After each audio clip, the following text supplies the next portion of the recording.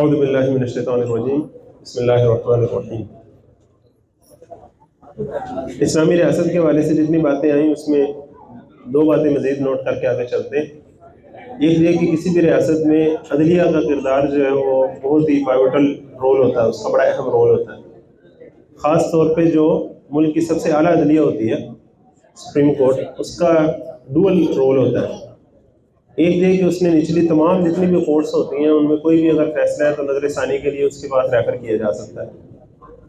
دوسرا یہ ہوتا ہے کہ وہ کانسٹیٹیوشن کی گارڈین ہوتی ہے، کانسٹیٹیوشن کا تحفظ اس کی ذمہ داری ہوتی ہے، اور اس نے یہ دھیان رکھنا ہوتا ہے کہ کسی بھی قانون سازی کے دوران یا قانون کے نافذ کرنے کے دوران آئین کی خلاف ورزی تو نہیں ہوگی، یہ اس کا پرائمری رول ہوتا ہے۔ اور آپ کو پتہ ہے کہ پچھلا پورا سال جو ہماری تاریخ کا ہے یہ بقیہ ساری تاریخ پر بھاری ہے کہ عوام الناس کی سیاسی تربیت اور سیاسی شعور بہت حد تک بڑھ گیا سوشل میڈیا کی وجہ سے بھی، اور جس قدر تیزی سے ماحول تبدیل ہوا ہے اس اعتبار سے۔ تو اب ریسنٹلی بھی آپ کو پتہ ہے کہ معاملہ سپریم کورٹ میں گیا ہوا ہے کہ 90 روز والا انتخابات کا معاملہ تجاویز شکنی ہوئی ہے کہ نہیں ہوئی، یا وہی فیصلہ کرے گی۔ اسلامی ریاست میں کیا ہوتا ہے، چونکہ آئین کے اندر بنیادی شق ہوتی ہے قرآن و سنت کی بالادستی کی، تو اس کو بھی انشور عدلیہ نہیں کرنا ہوتا ہے کہ کوئی قانون قرآن و سنت سے منافی تو نہیں ہو گیا۔ ایسا نہیں ہے کہ میں کسی قانون کو قرآن و سنت سے منافی سمجھتا ہوں تو میری چاہت کے مطابق فیصلہ ہو جائے گا، ایسی بات نہیں ہے، بلکہ عدلیہ میں مختلف جو رائے کے لوگ ہیں وہ سارے جائیں گے، اپنے اپنے دلائل دیں گے، اور عدلیہ پھر قرآن و سنت کی باؤنڈری سے باہر نکلا ہے قانون کی نہیں، اس کی تشریح کرے گی۔ اور ظاہری بات ہے کہ اس کے لیے عدلیہ میں جو اہل علم ہوں گے وہ قرآن و سنت کا بھی علم رکھتے ہوں گے۔ اعوذ باللہ من الشیطان الرجیم بسم اللہ الرحمن الرحیم۔ الم تر الی الذین یزعمون انہم آمنوا، کیا دیکھا نہیں تم نے ان لوگوں کو جو اس زوم میں مبتلا ہیں، جو دعویٰ کرتے ہیں کہ ہم ایمان لے آئے ہیں، بما انزل الیک وما انزل من قبلک، اس پر جو آپ پر نازل کیا گیا ہے اور اس پر جو آپ سے پہلے نازل کیا گیا تھا۔ جی اب منافقین کا ذکر کیا جا رہا ہے یہاں۔ یریدون، وہ چاہتے ہیں، ان یتحاکموا الی الطاغوت، کہ اپنے معاملات کے فیصلے کے لیے طاغوت کی طرف رجوع کریں، اپنے معاملات کے فیصلے قرآن و سنت کی روشنی میں کروانے کی بجائے طاغوت کی روشنی میں کروائیں۔ قرآن و سنت سے سرکشی پر مبنی قوانین کے تحت وہ اپنے فیصلے چاہتے ہیں، حالانکہ دعویٰ یہ کرتے ہیں کہ ہم اللہ اور اس کے رسول پر ایمان لے کر آئے ہیں، اور اللہ کے رسول صلی اللہ علیہ وسلم کی شریعت اور اس سے پیچھے شریعتوں پر بھی ایمان لے کر آئے ہیں۔ یہ منافقین کا وہاں رویہ تھا، کیونکہ اسلامی ریاست جو مدینے میں جا کر قائم ہوئی ہے، یہ آپ کو تاریخ میں ڈیبیٹ ملے گی کہ ہجرت کے موقع پر ریاست قائم ہوئی یا فتح مکہ کے موقع پر ریاست قائم ہوئی، لیکن اگر آپ زیادہ وسعت نظری سے دیکھیں تو آپ اس بات کو سمجھیں گے کہ ریاستیں ایک دن میں قائم نہیں ہوتی، کوئی دن متعین نہیں کیا جا سکتا اس کا کہ اس دن جا کے وہ قائم ہو گئی۔ ریاستیں قائم ہوتی ہیں، وقت لگتا ہے، ایک ایولیوشن کے ساتھ ایک ایمبریولوجیکل فارمز ان کی چینج ہوتے ہوتے وہ اپنی کامل فارم میں پہنچتی ہیں۔ اس میں کوئی شک نہیں ہے کہ اس ریاست کی تمہید یا اس کی ابتدا تو ظاہری بات ہے مدینہ کے ہجرت کے بعد ہو گئی تھی، لیکن وہ رفتہ رفتہ بڑھتی چلی گئی اور اپنی اصل فارم میں آئی ہے فتح مکہ کے بعد۔ اب اس سے پہلے جو معاملات تھے وہ ذرا انٹرنگ پیریڈ کے معاملات تھے، اسی پیریڈ میں کیا ہوتا تھا کہ مدینے میں آپ صلی اللہ علیہ وسلم کو ایک ہائر پوزیشن تو حاصل تھی، لیکن اس طرح کی رٹ آپ کی قائم نہیں تھی جس طرح کی ریاست کی رٹ قائم ہوتی ہے۔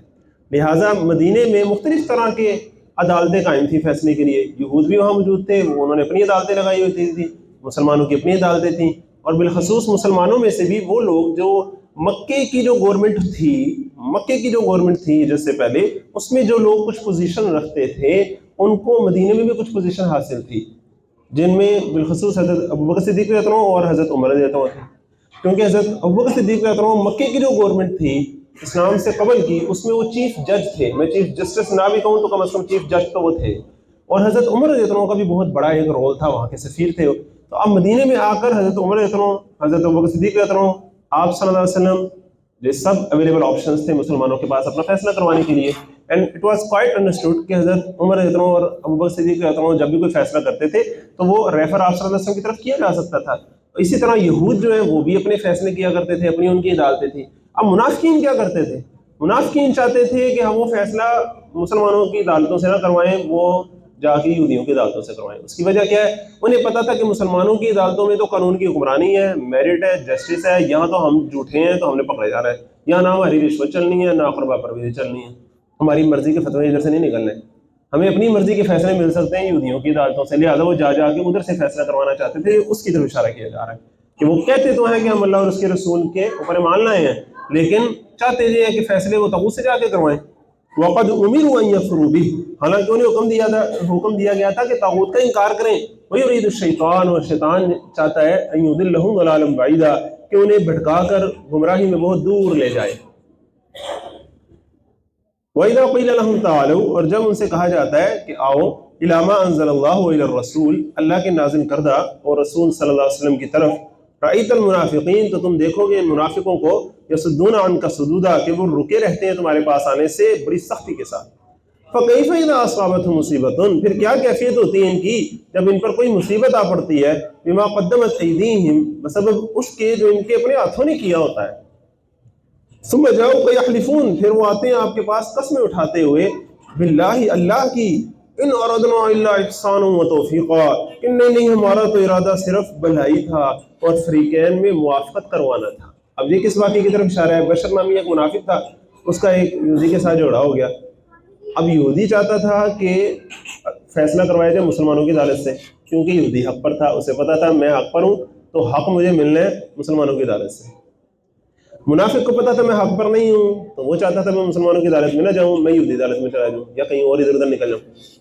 اب وہ یہودی جو ہے اس نے اصرار کر کے آپ صلی اللہ علیہ وسلم کے پاس لے آیا اپنا کیس. آپ صلی اللہ علیہ وسلم نے اس یہودی کے حق میں فیصلہ سنا دیا. اب وہ جو منافق تھا اس نے محسوس کیا کہ چلو چلتے ہیں حضرت عمر کے پاس، کیونکہ حضرت عمر جو ہے وہ کافروں پر ذرا زیادہ سخت ہے، شاید فی امر اللہ عمر، تو چلتے ہیں حضرت عمر کے پاس، تو وہ شاید میرے حق میں فیصلہ دیں گے. اسے نہیں پتا تھا حضرت عمر کافروں پر سخت ہے، لیکن اصل میں وہ کافروں کے ظلم پر سخت ہے اور مسلمانوں کے حق میں ہے، عدل کے ساتھ حق میں ہے.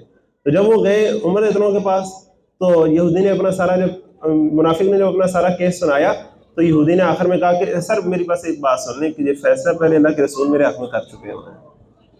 حضرت عمر نے کہا اچھا ٹھیک ہے. وہ اندر گئے، تلوار لے کے آئے اور اس منافق کا ساری اتار دی. کہا جو اللہ کے رسول صلی اللہ علیہ وسلم کے فیصلے کے بعد مجھ سے فیصلہ لینے آتا ہے اس کے لیے میرے پاس یہی فیصلہ ہے، یہ اس کا فیصلہ ہے. اب وہ بڑا ویلا مچایا منافق کے جو گھر والے تھے سارے، انہوں نے کہا دیکھو ہمارا بندہ مار دیا، ہم تو فیصلہ لینے گئے ہی نہیں تھے، ہم تو بس گئے تھے کہ ہماری صلح کرا دیں آپس میں. اب جھوٹ بولنے لگے جبکہ آئے فیصلہ کرانے تھے. اور جینوئنلی حضرت عمر انہوں نے ایک عام شہری کی حیثیت میں یہ کام نہیں کیا، اس کو ذرا سمجھ لیں. ایک عام شہری کی حیثیت میں انہوں نے قانون کو ہاتھ میں نہیں لیا کہ بس ایویں دل کیا اور خود ہی سے فتویٰ لگایا اور خود ہی سے گردن اڑا دی. یہ نہ سمجھیں آپ سارے، وہ ایک قاضی کی حیثیت میں وہاں موجود تھے. انہوں نے قاضی کی حیثیت میں ایک ایسے شخص پر فیصلہ لاگو کیا جو آیا ہی ان سے فیصلہ کروانے تھا، اور انہوں نے صحیح فیصلہ کیا، کیونکہ جو اللہ کے رسول صلی اللہ علیہ وسلم کے فیصلے کے بعد بھی کسی فیصلے کا منتظر ہے اس کا فیصلہ آگے قرآن مجید میں بھی آ رہا. اولئک الذین یعلم اللہ ما فی قلوبہم، یہ وہ لوگ ہیں کہ اللہ جانتا ہے اس کو جو ان کے دلوں میں ہے. فاعرض عنہم، سو آپ ان سے چشم پوشی کیجیے. واعظہم، اور ان کو ذرا سمجھائیں. وقل لہم فی انفسہم، اور ان سے ان کے حق میں ایسی بات کہیں، قولا بلیغا، ایسی بات جو ان کے دل میں اتر جائے. وما ارسلنا من رسول الا لیطاع باذن اللہ، اور ہم نے جو بھی کوئی رسول بھیجا ہے وہ صرف اس لیے بھیجا ہے کہ اللہ کے حکم سے اس کی اطاعت کی جائے. رسولوں کے بھیجنے کا یہ مقصد ہے کہ ان کی اطاعت کی جائے. رسول کا مقام بہت ہی اعلیٰ مقام ہے. رسالت کے مقام کی کئی ڈائمنشنز ہیں، انشاءاللہ وہ آہستہ آہستہ آپ کے سامنے آتی چلی جائیں گی. لیکن ایک بات سمجھ لیں کہ قانونی سطح پر رسول کا مقام اس حد تک ہے کہ رسول کی اطاعت ہی اللہ کی اطاعت ہے. جو رسول کی اطاعت کرتا ہے وہ اللہ کی اطاعت کرتا ہے. رسول کی اطاعت سے منہ موڑ کے کوئی اللہ کی اطاعت کے دعوے کرے تو اس کی کوئی اطاعت نہیں.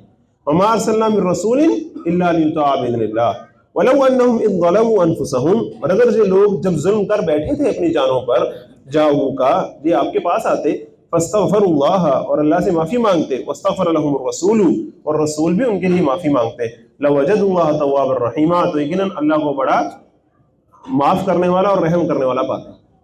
فلا وربک، سو قسم ہے تیرے رب کی اے محمد صلی اللہ علیہ وسلم. اللہ تعالیٰ نے دیکھیں اپنی قسم اٹھانے کا ایک انداز ہے کہ نبی صلی اللہ علیہ وسلم مجھے آپ کے رب کی قسم ہے، کہ اللہ تعالیٰ پرائمریلی اپنی قسم نہیں بلکہ آپ صلی اللہ علیہ وسلم کی حیثیت میں ایک بات کہہ رہے ہیں.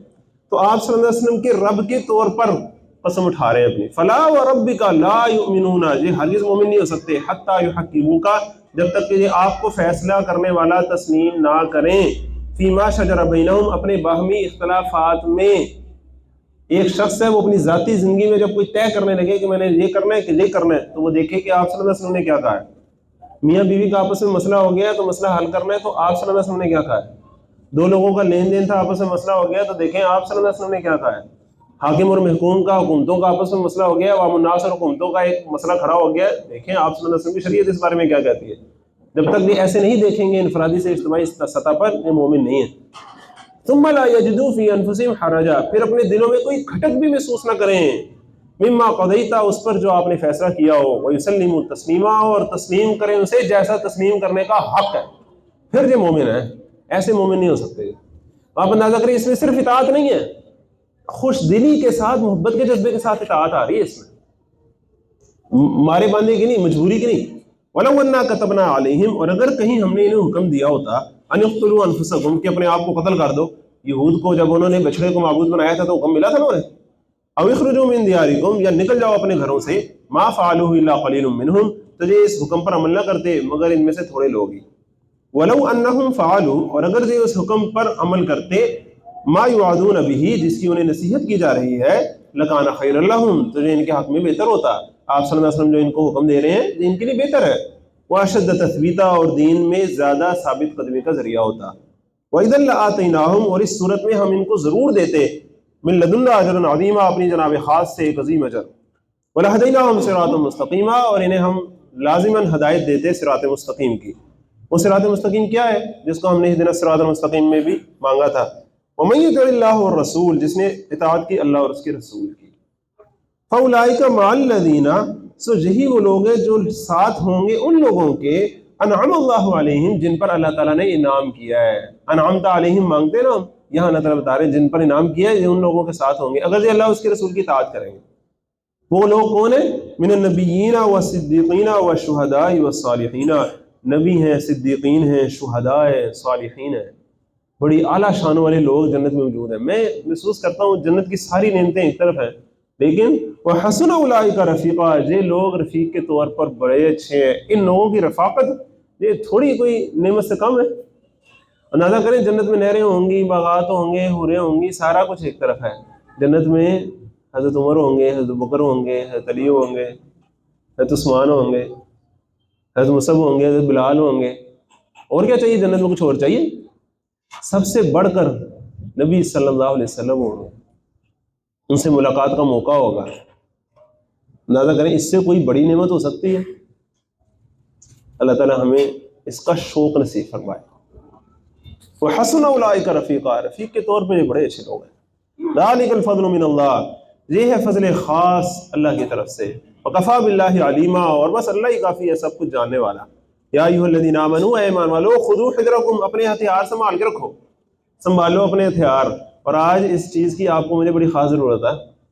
غیر جو ہے وہ تمہیں پریشرائز کریں گے کہ جو لانگ رینج میزائل ہیں ان کو ایسے کر دو، ویسے کر دو، ویسے کر دو، باتیں تو شروع ہوں گی، لیکن تم ایک چیز سمجھ لو کہ یہ اللہ تعالیٰ کی طرف سے تمہارے لیے امانت ہے، اور تمہارے وقار کا تقاضا ہے کہ تم اسے سنبھال کے رکھو۔ خذوا حذرکم، اپنا ہتھیار سنبھالو، فانفروا ثبات او انفروا جميعا، پھر نکلو الگ الگ دستوں کی صورت میں یا نکلو سب اکٹھے ہو کر۔ الگ الگ دستے جس طرح آپ صلی اللہ علیہ وسلم نے غزوہ بدر سے پہلے بھیجے یا بعد میں بھی ہر ہفتے 10 دن میں بھیجتے رہے، اور بڑی بڑی جو جنگیں تھیں وہ تو قریش کے ساتھ جو 3 بڑی جنگیں ہوئیں، غزوہ بدر، احد، احزاب، اسی طرح یہود کے ساتھ اور دوسرے جو بدو قبائل تھے ان کے ساتھ بھی ہوتی رہیں۔ وَإِنَّ مِنْكُمْ لَمَن لَيُبَطِّئَنَّ، اب دیکھیں ذرا جہاد کے دوران معاملات کیا ہوتے ہیں اس کا ذکر آ رہا ہے، پھر سے ذرا سمجھ لیں۔ شریعت کے احکامات اور جہاد کے احکامات دونوں چیزیں اکٹھی آتی ہیں۔ اس کی وجہ کیا ہے کہ یہ دونوں چیزیں لازم و ملزوم ہیں۔ شریعت بغیر جہاد کے اس پر عمل اور اس کا نفاذ کیسے ہوگا؟ اور شریعت کے بغیر جہاد، صرف لڑائی جھگڑا تو مسلمانوں کا مقصد نہیں ہے، ان کا مقصد تو عدل و انصاف کا قیام ہے جو شریعت میں ہے۔ تو یہ دونوں چیزیں لازم و ملزوم ہیں، ان دونوں چیزوں کو اللہ تعالیٰ کٹھے کٹھے لے کے چل رہے ہوتے ہیں قرآن کے اندر۔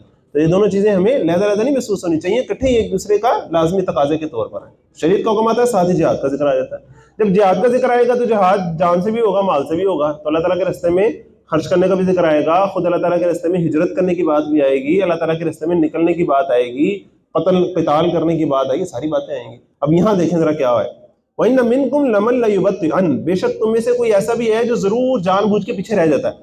فَإِنْ أَصَابَتْكُمْ مُصِيبَةٌ، پھر اگر تمہیں کوئی مصیبت پہنچتی ہے، اب سارے نکلے ہیں جنگ کرنے کے لیے، ذرا پیچھے پیچھے آہستہ آہستہ آ رہا ہے یا جنگ میں آخری صفوں میں کوشش کر رہا ہے، اور اگر سامنے والوں کو مصیبت کوئی آ گئی، کوئی شکست کا سامنا کرنا پڑا، قالا، تو کہتا ہے قد انعم اللہ علیہ، اللہ نے مجھ پر بڑا احسان کیا ہے، اذ لم اکن معہم شہیدا، کہ میں ان کے ساتھ معرکے میں حاضر ہی نہیں ہوا، وَلَئِنْ أَصَابَكُمْ فَضْلٌ مِّنَ اللَّهِ، اور اگر تمہیں اللہ کی طرف سے کوئی فضل پہنچتا ہے، فتح ہو جاتی ہے، مال غنیمت ملتا ہے، لا یقولن، تو وہ اس طرح بات کرتا ہے کہ لم تکم بینکم وبینہ مودۃ، گویا تمہارے اور اس کے درمیان تو کوئی جان پہچان دوستی تھی ہی نہیں، یا لیتنی کنت معہم، ہے کاش میں بھی ان کے ساتھ ہوتا، فافوز فوزا عظیما، تو بڑی کامیابی حاصل کرتا۔ بھئی تم تو ان کے ساتھ ہی تھے، تم کیوں پیچھے پیچھے رہے؟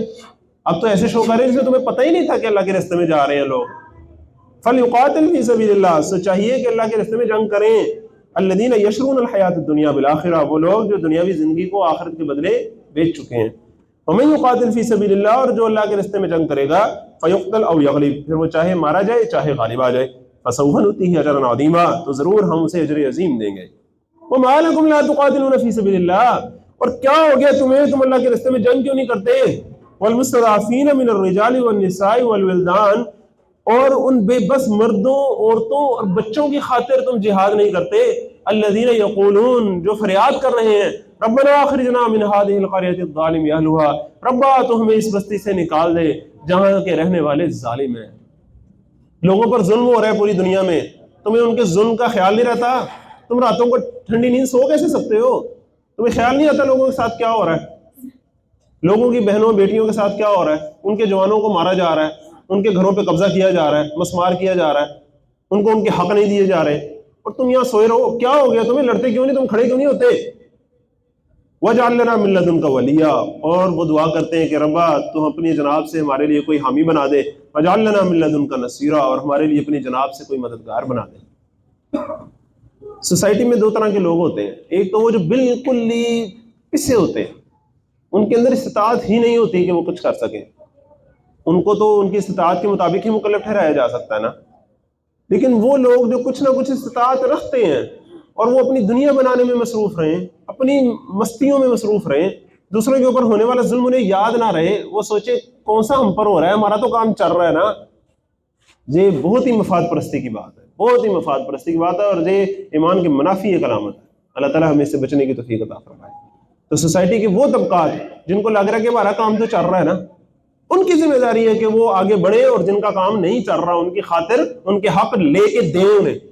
کسی کی کیا ضرورت کہ ان کے حق پہ ڈاکہ ڈال لے؟ یہ اصل بات۔ حضرت ابو صدیق رضی اللہ عنہ نے جب خلافت کا چارج سنبھالا تو کیا کہا؟ تمہارے میں سے جو بھی قوی ہے میرے نزدیک وہ ضعیف ہوگا جب تک کہ میں اس سے حق لے کے اس ضعیف کو دے نہ دوں، اور جو کوئی ضعیف ہے وہ میرے نزدیک قوی ہوگا جب تک کہ میں اس کا حق دوسرے سے لے کے اسے دے نہ دوں۔ جب تک میں حق کو حقدار تک پہنچا نہیں دوں گا میری ذمہ داری ادا نہیں ہوگی۔ تو آپ کی میری ہم سب کی ذمہ داری ہے کہ ہم اپنے دائرہ کار میں اس کے لیے کوشش کریں، اور جو اجتماعی معاملات ہیں اس کے لیے مل جل کے کوشش کریں، ایسے قوم اٹھیں، اور قوم کے اگر حقوق دبائے جا رہے ہو تو پھر آگے بڑھیں اس کے لیے۔ اللہ تعالیٰ ہمیں اس کی توفیق عطا فرمائے۔ الذین آمنوا یقاتلون فی سبیل اللہ، وہ لوگ جو ایمان والے ہیں وہ تو اللہ کے راستے میں قتال کرتے ہیں، جنگ کرتے ہیں، لڑتے ہیں۔ والذین کفروا یقاتلون فی سبیل الطاغوت، اور وہ جو کافر ہیں وہ شیطان کی راہ میں لڑتے ہیں اپنے مفادات کی خاطر، مفاد پرستی کی خاطر۔ فقاتلوا اولیاء الشیطان، تو پس تم شیطان کے ساتھیوں سے لڑو۔ ان کید الشیطان کان ضعیفا، بے شک شیطان کی چال بڑی ہی کمزور ہے۔ پریشان نہ ہو ان سے، لگنے میں تمہیں لگ رہا ہے ان کی بڑی تیاریاں سب کچھ ہے وہ، لیکن ان کی دلیل کوئی نہیں، ان کے پاس جواز کوئی نہیں، تم حق پر کھڑے ہو۔ الم تر الی الذین قیل لهم، کیا دیکھا نہیں تم نے ان لوگوں سے جنہیں کہا گیا تھا۔ اچھا قرآن کا بیلنس دیکھیں، لڑنے پر اتنا زیادہ آمادہ کر کے ساتھ ہی اس کا ایک پری ریکوزٹ بتا دیا گیا۔ لڑنے کا مطلب یہ نہیں کہ یہاں سے فارغ ہو کے جا کے لڑنا شروع کر دو، ٹھیک ہے نا۔ الم تر الی الذین قیل لهم، کیا دیکھا نہیں تم نے ان لوگوں کو جن سے کہا گیا تھا کفوا ایدیکم، اپنے ہاتھ بندے رکھو، واقیموا الصلاۃ، اور نماز قائم کرو۔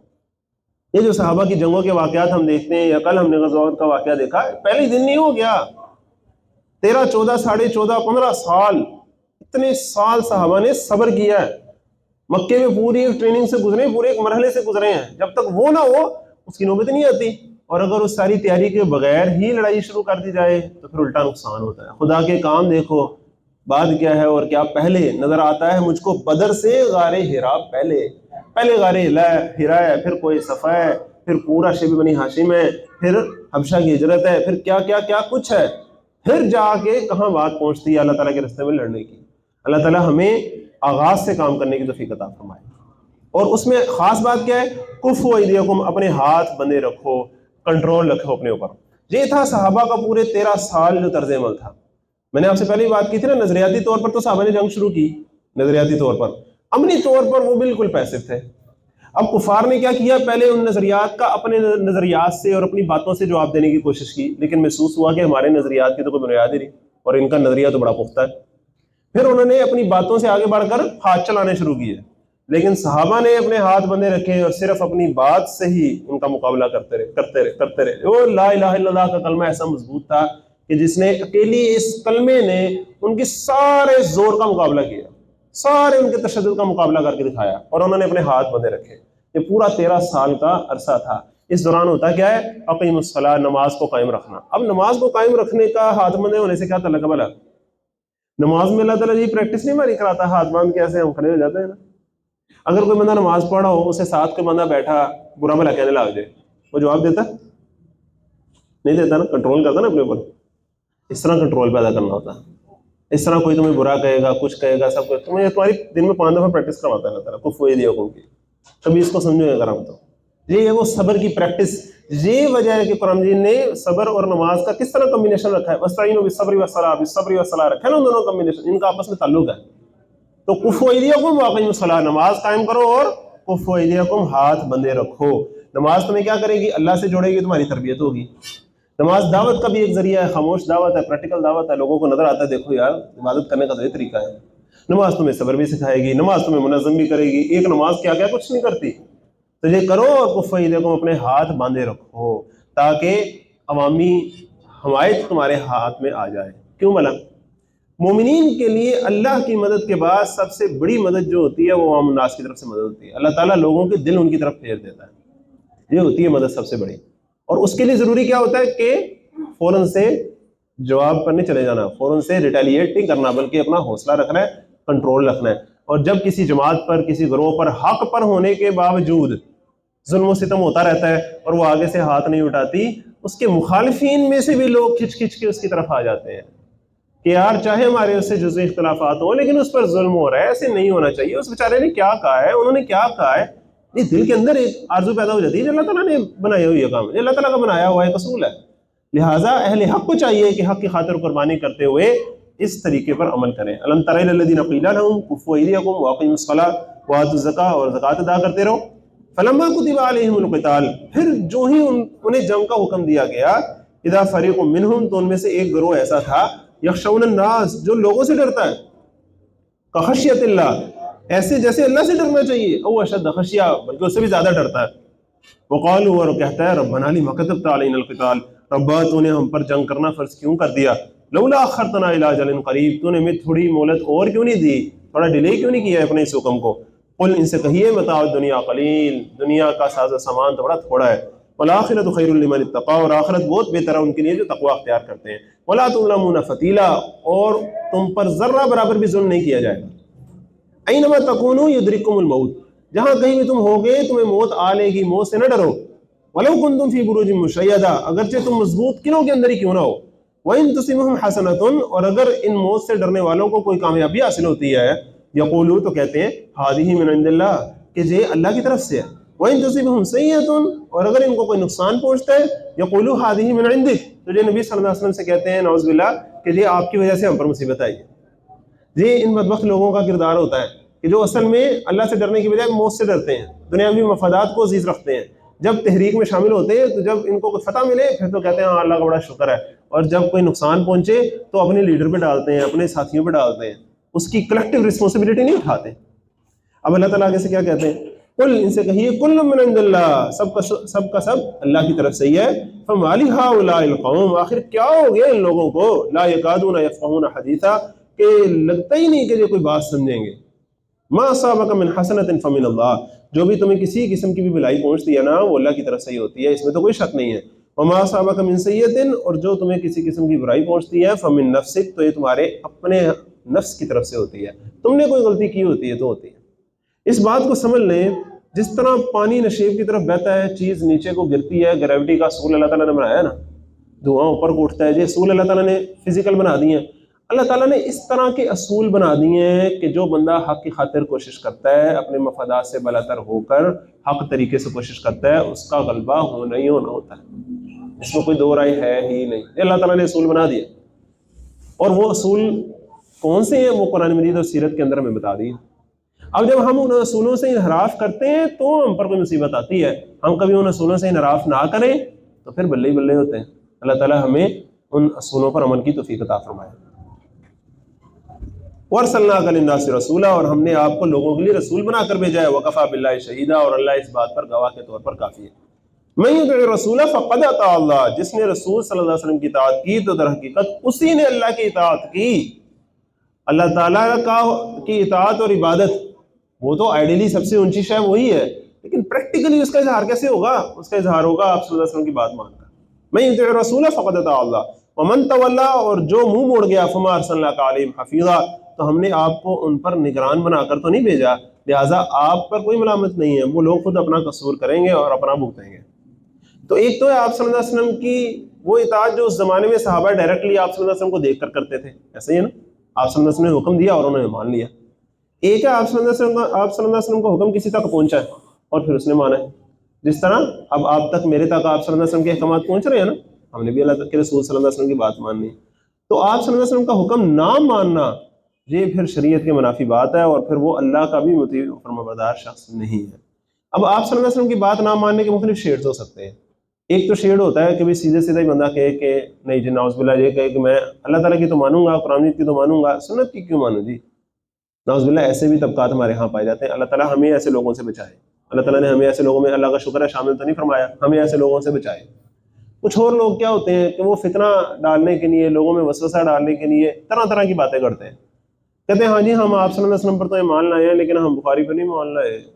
اب اس کا کہنے کا مطلب کیا ہے کہ وہ جو پورا سلسلہ ہے جس سے آپ صلی اللہ علیہ وسلم کی بات ہم تک پہنچی ہے، ہم اس سلسلے کو نہیں مانتے، ہم اپنی مرضی سے فیصلہ کریں گے کہ جو ہمیں اچھا لگے گا حکم ہم وہ کہیں گے جی آپ صلی اللہ علیہ وسلم کا حکم ہے اور ہم اسے مان رہے ہیں، اور جو حکم ہمیں اچھا نہیں لگے گا ہم کہیں گے جی آپ صلی اللہ علیہ وسلم کا حکم نہیں ہے، اپنی مرضی چلائیں گے ہم۔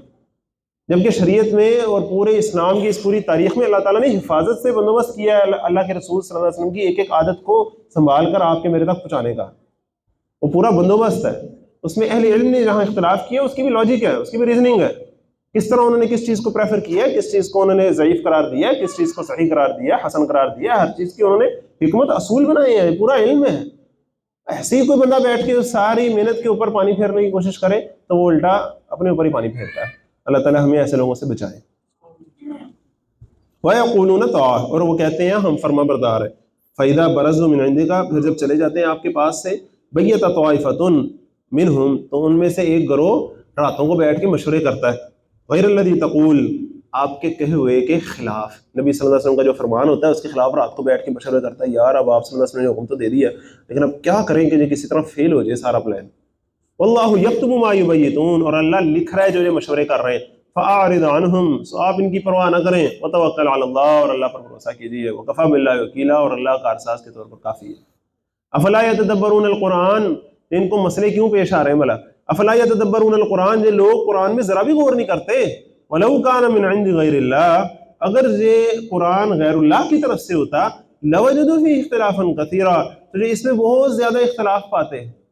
دیکھیں نا، ایک شخص صلی اللہ علیہ وسلم 23 سال میں مختلف مقامات پر اپنے عمر کے مختلف حصوں میں اپنی زندگی کے مختلف موڑوں پر ایک کلام بیان کر رہے ہیں لوگوں کے سامنے، اس کے بالکل ساتھ سائملٹینیسلی اپنی باتیں بھی لوگوں سے کر رہے ہیں، حدیث بھی کر رہے ہیں نا، اب آپ اندازہ کریں، حدیث بھی سیم ٹائم پر آپ صلی اللہ علیہ وسلم ہی کہہ رہے ہیں نا، اور قرآن مجید بھی آپ صلی اللہ علیہ وسلم کی ہی زبان سے صحابہ سن رہے ہیں، لیکن بڑا واضح اس میں ایک ڈفرنس پتہ لگتا ہے کہ جی اللہ کا کلام ہے، اس کے الفاظ کا انداز، اس کا ایک صوتی آہنگ، اس کا ایک ڈیوائن، اس کے اندر جو ایک چیزیں ہیں اور ایک معجزانہ شان ہے اس کی، اور آپ صلی اللہ علیہ وسلم کی بات کا انداز بھی ایک الگ شان رکھتا ہے، اپنی ایک نہایت ادب کی شان رکھتا ہے، لیکن دونوں کلاموں میں واضح فرق جو ہے انداز کا وہ نظر آتا ہے۔ مزید اتنا کلام اتنا بڑا 30 پاروں پر مشتمل 23 سالہ زندگی میں آپ صلی اللہ علیہ وسلم کے اوپر نازل ہوا ہے، شروع سے لے کے آخر تک اس کا ربط نہیں ٹوٹتا۔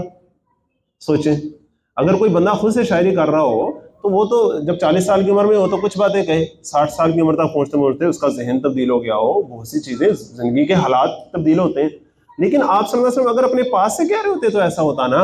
آپ صلی اللہ علیہ وسلم تک تو اللہ کا کلام پہنچ رہا ہے جو فی لوح محفوظ سے آیا ہے, تو اس میں کہاں اختلاف ہے؟ اس میں تو اول تاخیر تک کوئی ربط نہیں ٹوٹتا. یہ قرآن مجید کا بہت بڑا ایک معجزہ ہے. اللہ تعالیٰ ہمیں اسے سمجھنے کی توفیق عطا فرمائے. کبھی تم غور تو کرو قرآن مجید کے اندر, تمہیں پتہ لگ جائے کہ یہ واقعی اللہ کے رسول ہے اور ان کی بات ہمیں ماننی چاہیے. وَإِذْ جَاءَهُمْ أَمْرٌ مِّنَ الْأَمْنِ أَوِ الْخَوْفِ, جب بھی ان کے پاس کوئی بات آتی ہے امن کی یا خوف کی, ان تک کوئی خبر پہنچتی ہے. آج کی زبان میں کہیں کوئی میسج پہنچتا ہے واٹس ایپ کے ذریعے, ٹھیک ہے, کوئی بھی بات پہنچتی ہے, اذاعوا بہ, فوراً اس کو نشر کر دیتے ہیں بغیر تحقیق کیے, بغیر کوئی پتہ لگائے اسے پھیلا دیتے ہیں. جب ان کو پتہ چلتا ہے فلاں قبیلہ حملہ کرنے لگا ہے, فٹافٹ پھیلا دیتے ہیں اور ایک افراتفری پھیلا دیتے ہیں سارے مسلمانوں میں. وَلَوْ رَدُّوهُ, حالانکہ اگر یہ اس کو پہنچاتے الی الرسول, رسول صلی اللہ علیہ وسلم تک, وَإِلَىٰ أُولِي الْأَمْرِ مِنْهُمْ, یا اپنے صاحب اختیار لوگوں تک, لَعَلِمَهُ الَّذِينَ يَسْتَنبِطُونَهُ مِنْهُمْ, تو وہ اس کی تحقیق کرتے وہ لوگ جو اس میں سے استنباط کرنے کی, نتیجہ اخذ کرنے کی صلاحیت رکھتے ہیں. سارے لوگ ایک طرح کے نہیں ہوتے, کچھ جنرل پبلک ہوتی ہے, کچھ اللہ تعالیٰ نے ذہین لوگ رکھے ہوتے ہیں. اب صحابہ میں بھی کچھ جنرل پبلک والے تھے, کچھ جو تھے حضرت ابوبکر, عمر اور عثمان و ولید کی طرح کے لوگ تھے. اب ان عام لوگوں کو کیا چاہیے تھا, کوئی بات پہنچے تو فٹافٹ اپنے بڑوں تک پہنچانا چاہیے نا, کہ وہ ذرا پتہ لگا لیں خبر ٹھیک ہے کہ نہیں, اللہ کے رسول صلی اللہ علیہ وسلم تک پہنچا لیں, وہ خبر کی تحقیق کر کے فیصلہ کریں ہم نے کیا کرنا ہے. ایسے ہی بات پکڑی اور اڑا دی تو اس سے اچھے نتائج نہیں نکلتے. وَلَوْلَا فَضْلُ اللَّهِ عَلَيْكُمْ, اور اگر اللہ کا تم پر فضل نہ ہوتا اور رحمتہ اور اس کی رحمت نہ ہوتی, لَاتَّبَعْتُمُ الشَّيْطَانَ إِلَّا قَلِيلًا, تو تم لوگ شیطان کی پیروی میں لگ جاتے مگر تھوڑے سے لوگ ہی بچتے. فَقَاتِلْ فِي سَبِيلِ اللَّهِ, سوائے نبی صلی اللہ علیہ وسلم واحد کے صیغے میں اب آپ سے خطاب کر کے کہا جا رہا ہے, آپ تو اللہ کے راستے میں جنگ کیجیے. لا تکلف الا نفسک, آپ صرف اور صرف اپنی ذات کے ذمہ دار ہیں. وحرض المؤمنین, البتہ مومنوں کو ترغیب دلاتے رہیے. کوئی آئے گا تو اپنے بھلے کو آئے گا, کوئی نہیں آئے گا تو اپنا ہی نقصان کرے گا. عسى اللہ ان یکف باس الذین کفروا, توقع ہے کہ اللہ کافر لوگوں کا زور توڑ دے گا. واللہ اشد باسا, اور اللہ بہت زبردست ہے, واشد تنکیلا, اور سب سے زیادہ سخت سزا دینے والا ہے. من یشفع شفاعۃ حسنۃ, جو کوئی اچھے کام کی سفارش کرے گا, یکن لہ نصیب منها, تو اسے اس میں سے حصہ ملے گا. ومن یشفع شفاعۃ سیئۃ, اور جو کوئی برے کام کی سفارش کرے گا, یکن لہ کفل منها, اس کے لیے اس میں حصہ ہوگا. اب یہ بڑا ملٹی ڈائمینشنل ایک چیز آ گئی کہ جب بھی کوئی کام کرتا ہے اچھا اور اس کی وجہ سے اس اچھے کام کی پروموشن ہوتی ہے, دوسرے لوگ اس اچھے کام میں شامل ہوتے ہیں, تو رہتی دنیا تک اس کے لیے اجر کا ذریعہ بنتا ہے. اسی طرح کوئی برا کام کرتا ہے, بری ریت ڈالتا ہے, تو جو اس ریت پر پھر چلتے ہیں, اس روایت پر چلتے ہیں, سارا اس کو بھی خمیازہ بھگتنا پڑتا ہے. دوسری بات کیا ہے کہ ہم جو عام طور پر سفارش کے کنسیپٹ سے فارغ جو واقف ہیں, اس میں اگر کوئی بندہ کسی اچھائی کے لیے کسی کی سفارش کرتا ہے جس میں کسی کا حق تلفی نہ ہو رہی ہو, کسی کوئی مظلوم ہے اس کی مدد کے لیے کوئی کام کرتا ہے, یا کوئی علم نہیں رکھتا کہ اپنی کوئی اپلیکیشن لکھ سکے, اسے پتہ ہی نہیں کس دفتر میں جمع کرانی ہے, کیسے کرنا ہے, انٹرویو کے لیے ڈاکومنٹس کون سے چاہیے, کیا چاہیے, آپ اس کو سارا گائیڈ کرتے ہیں, اسے لے کے جاتے ہیں, کہتے ہیں کہ یہ بندہ ہے, اس کو ڈیٹ ویٹ بتا دیں, اس کو ٹائم ذرا سنبھال دیں. یہ آپ سفارش کر رہے ہیں نا ایک لحاظ سے, اس کی کسی اور کا حق تو نہیں آپ مار رہے, تو آپ نے اچھا کام کیا تو آپ کو اس کا اجر ملے گا. وَكَانَ اللَّهُ عَلَىٰ كُلِّ شَيْءٍ مُقِيتًا, اور اللہ ہر چیز پر قادر اور نگران ہے. وَإِذَا حُيِّيتُم بِتَحِيَّةٍ, اور جب بھی تمہیں سلامتی کی دعا دی جائے, فَحَيُّوا بِأَحْسَنَ مِنْهَا, جب تمہیں کوئی السلام علیکم کہے, فَحَيُّوا بِأَحْسَنَ مِنْهَا, تو جواب میں تم بھی اس سے بہتر دعا دو اسے, اور ردوها, یا اتنا ہی لوٹا دو. تو السلام علیکم کہے تو لازماً اتنا جواب تو دینا تم پر لازم ہے, لیکن بہتر ہے کہ تم اس سے بہتر جواب دو. السلام علیکم ورحمۃ اللہ وبرکاتہ, پورا جواب دو. شریعت میں یہ اصول نہیں ہے کہ کوئی تمہارے ساتھ اچھا سلوک کرے تو تم بھی اس کے ساتھ اچھا سلوک کر دو, نہیں, وہ اچھا کرے تو تم اسے بہتر کرو. یہ ہے شریعت, یہ ہے اس کا حسن, معاشرے کا حسن اس سے قائم ہوتا ہے. آپ اندازہ کریں کہ جب سود کی بات ہم کر رہے تھے تو کیا کہا تھا کہ جب کوئی کسی کو قرضہ دیتا ہے اور اگر اس پر فکسڈ منافع چاہتا ہے تو وہ سود ہوتا ہے, اس کی کتنی ممانعت تھی وہ تو ہم نے دیکھ لی نا. لیکن اس تصویر کا دوسرا رخ عام طور پر ہم اگنور کرتے ہیں. وہ بلا کیا ہے, جب کوئی کسی سے قرضہ لے نا تو واپس کرتے ہوئے اسے چاہیے کہ بڑا کر واپس کرے. نہیں, اس کو چاہیے, وہ جس نے دیا اس کو نہیں چاہیے کہ وہ مانگے, بات سمجھ رہے ہیں, اس کو نہیں چاہیے کہ وہ اس کو مجبور کرے, لیکن جو دے رہا ہے نا اس کو چاہیے کہ اپنی خوشی سے اس کو بڑھا کر دے. کوئی آپ کے گھر تحفہ بھیجے تو خالی ہاتھ برتن لوٹانے کی بجائے اس سے اچھی چیز اس کے گھر بھیجیں. کوئی آپ کی مصیبت میں کام آیا, اب آپ اسے اس سے بہتر لوٹائیں واپس. کیا اللہ تعالیٰ نے مجھے میرا ہاتھ کھول دیا, آپ میری مصیبت میں کام آئے تھے, اللہ آپ کا بھلا کرے, آپ یہ اضافی میری طرف سے گفٹ رکھیں.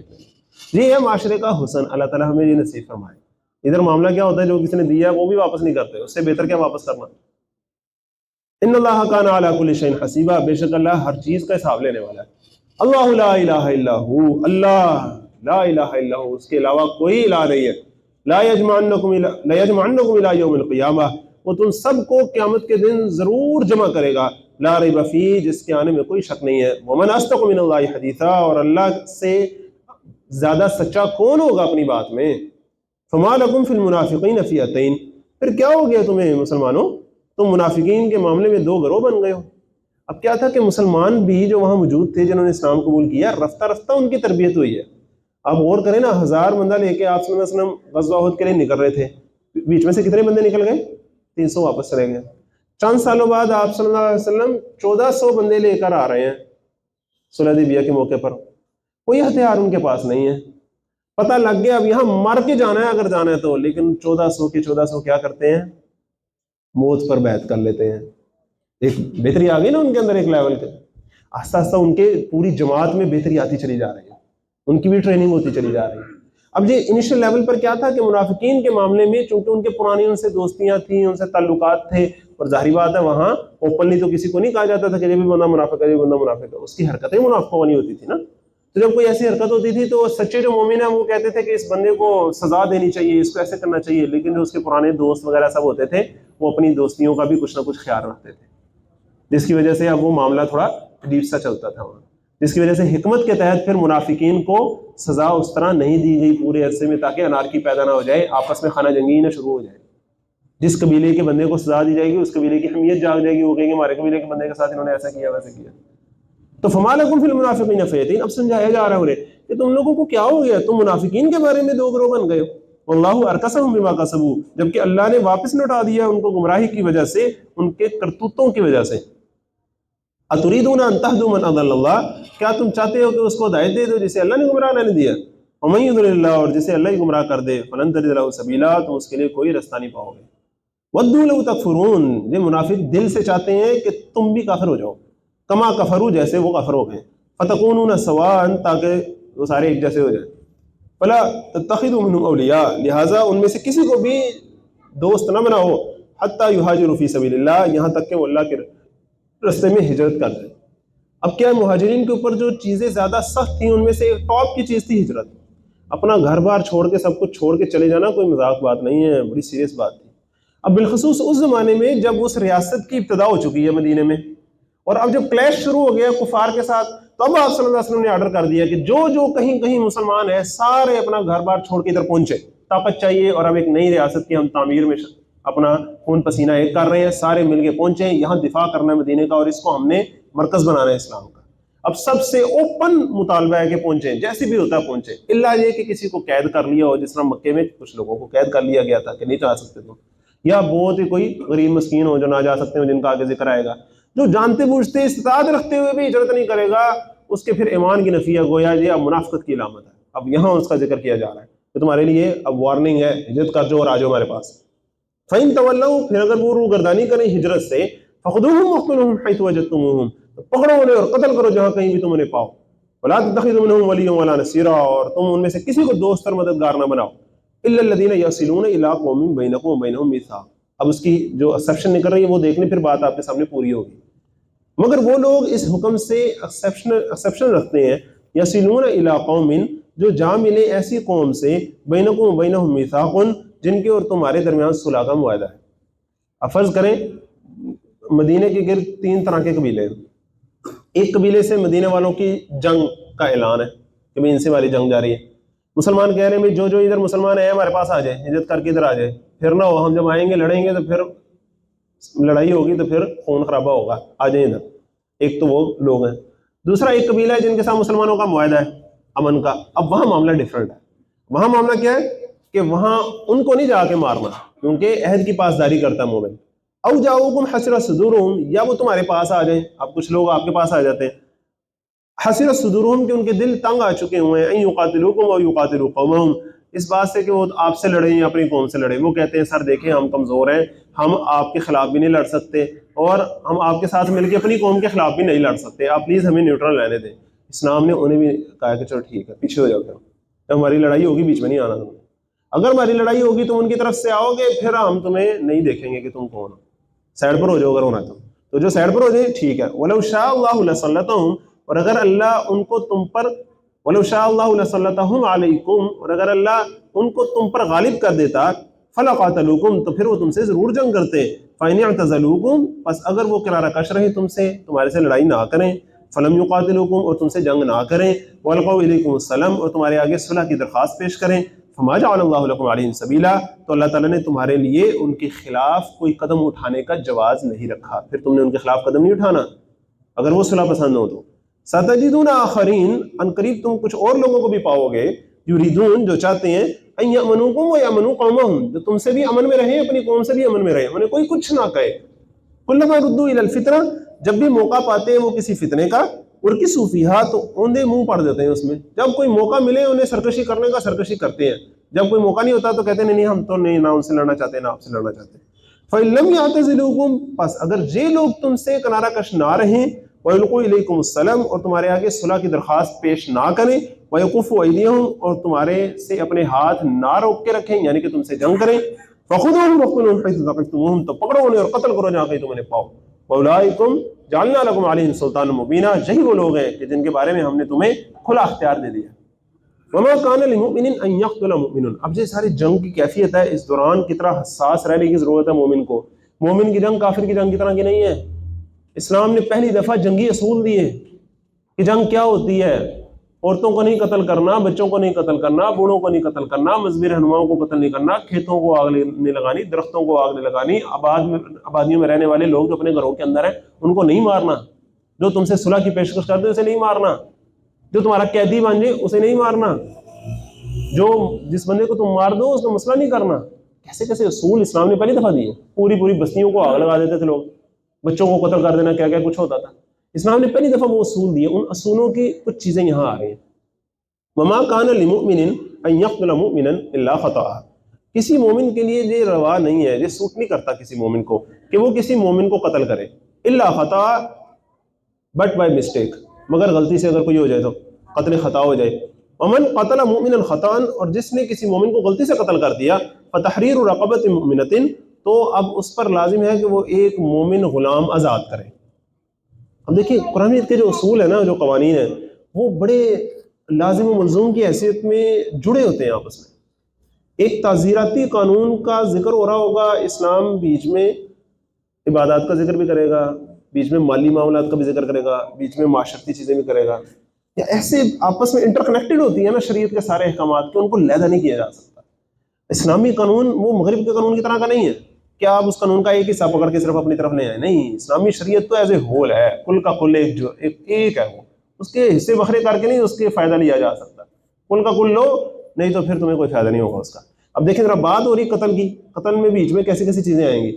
آزاد کر دو ایک مومن غلام، مومنوں کی وہ غلاموں کی آزادی کا تصور بھی بیچ میں آ رہا ہے. آگے دیکھیں، ودیۃ مسلمۃ، اور خون بہا ادا کیا جائے، الی اہلہ، مقتول کے وارثوں کو، الا ان یصدقوا، الا یہ کہ وہ خود ہی صدقے کے طور پہ معاف کر دیں کہ کوئی بات نہیں، آپ سے غلطی ہو گئی، رہنے دیں. فإن كان من قوم عدو لكم، پھر اگر مقتول جو قتل ہو گیا ہے وہ ایسی قوم سے ہو جو تمہاری دشمن ہے، وهو مؤمن، لیکن ہو وہ مومن، فتحریر رقبۃ مؤمنہ، تو ایک مومن غلام کو تو آزاد کرنا ہوگا، لیکن دیت اب تم نہیں دو گے کیونکہ وہ تو پھر دشمن قوم کے پاس چلی جائے گی نا، ان کی پیسے سے مدد ہو جائے گی، وہ نہیں تم نے کرنی. کیسا اعتدال ہے. وَإِن كَانَ مِن قَوْمٍ بَيْنَكُمْ وَبَيْنَهُم مِّيثَاقٌ، اور اگر مقتول ایسی قوم سے ہو جس کے اور تمہارے درمیان معاہدہ ہے، یعنی کہ فرض کریں ذمی ہے جو اسلامی ریاست میں رہ رہا ہے، فدیۃ مسلمۃ الی اہلہ، تو خون بہا بھی ادا کیا جائے گا اس کے وارثوں کو، وتحریر رقبۃ مؤمنہ، اور آزاد کیا جائے گا ایک مومن غلام بھی. کیا مطلب ہوا؟ یعنی کہ ایک مومن کے قتل کا جو خمیازہ بھگتنا پڑنا تھا وہی خمیازہ بھگتنا پڑے گا ایک ذمی کو قتل کرنے کا، ایک معاہد کو قتل کرنے کا. اسلام میں سب کا خون برابر ہو جاتا ہے.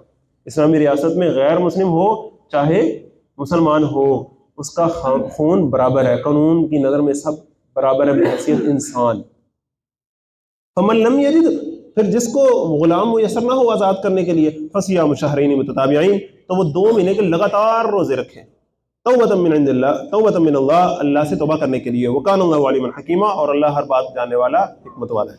ومن یقتل مؤمنا متعمدا، اور جو کوئی قتل کرے کسی مومن کو عمدن ارادتن، فجزاؤہ جہنم، تو اس کی سزا جہنم ہے، خالدن فیہا، اس میں ہمیشہ رہے گا. اب اندازہ کریں اس کی سزا دنیا میں تو جو ہے، لیکن اصل سزا تو اس کی جہنم ہے نا، اس کا یہاں پرائمریلی ذکر کیا جا رہا ہے کہ وہ نظر میں رہے تمہاری.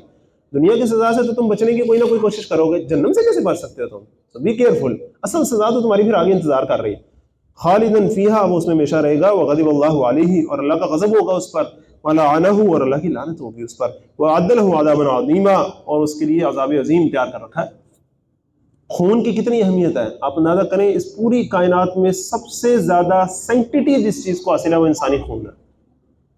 اتنا سنگ، اور آج ہم نے اس کو کیا بنا دیا؟ مذاق، کوئی مسئلہ ہی نہیں. بندہ اٹھا لو، مار دو، اتنے بندوں کو ادھر مار دو، ایسے کر دو ویسے کر دو. اپنے مفادات کی خاطر ہم کیا کچھ نہیں کرتے. یا ایھا الذین آمنوا، اے ایمان والو، اذا ضربتم، جب تم نکلو جہاد کے لیے، فی سبیل اللہ، اللہ کی راہ میں، فتبینوا، تو خوب تحقیق کر لیا کرو. ولا تقولوا لمن القى الیکم السلام، اور جو شخص تمہیں سلام کہے اس کو ایسے نہ کہا کرو، لست مؤمنا، کہ تم مومن نہیں ہو. تبتغون عرض الحیات الدنیا، کیا تم دنیاوی زندگی کا ساز و سامان حاصل کرنا چاہتے ہو؟ فعند اللہ مغانم کثیرہ، تو اللہ کے ہاں غنیمتیں ہیں بہت ساری. اب ایک جنگ میں کیا ہوا کہ حضرت اسامہ نوجوان صحابی تھے. ایک جنگ میں وہ کافر کے بالکل اوپر جب اسے قتل کرنے لگے تو اس نے آگے سے کلمہ پڑھ لیا. اب انہوں نے وہی سوچا جو آپ اور میں سوچتے کہ اب مرنے لگا تو کلمہ پڑھا ہے، انہوں نے اڑا دیا. لیکن خود محسوس ہوا دل میں کہ میں نے کچھ لگتا ہے زیادتی ہو گئی. یہ جو اندرونی ضمیر ہے نا، یہ بیدار کرنا اصل کام ہے. یہ اندرونی ضمیر جب تک انسان کا بیدار نہ ہو نا، اس کو ہاتھ میں اللہ کے نام پہ تلوار لینا جائز نہیں اس بندے کے لیے. ایسا جب تک اس کا اندرونی ضمیر نہیں نا زندہ ہو جاتا کہ اگر اوپر چڑھے تو حضرت علی رضی اللہ عنہ کی طرح اس نے تھوک دیا تو پیچھے ہو گئے چھوڑ کے. یہ بات ہے، اللہ کی خاطر بندہ تلوار اٹھا بھی سکے تو پھر تلوار چھوڑ بھی سکے اللہ کی خاطر. یہ بڑا مشکل کام ہوتا ہے. اللہ تعالیٰ ہمیں یہ اعتدال اور یہ لیول نصیب فرمائے. اب حضرت اسامہ کو محسوس ہوا اندر سے ہی. انہوں نے آ کے آپ صلی اللہ علیہ وسلم سے پوچھا کہ آپ صلی اللہ ایسے ہوا تھا. تو آپ صلی اللہ علیہ وسلم نے انہیں کہا کہ اسامہ، اگر قیامت والے دن وہ کلمہ آ گیا اور اس نے کہا یا رسول اللہ، یا اللہ میرے ہوتے ہوئے تلوار چلی، کلمہ پڑا گیا پھر تلوار چلی، اسامہ تم کیا جواب دو گے اللہ کو؟ تم نے دل چیر کے کیوں نہیں دیکھ لیا اس کا کہ وہ سچا کلمہ پڑا کہ نہیں؟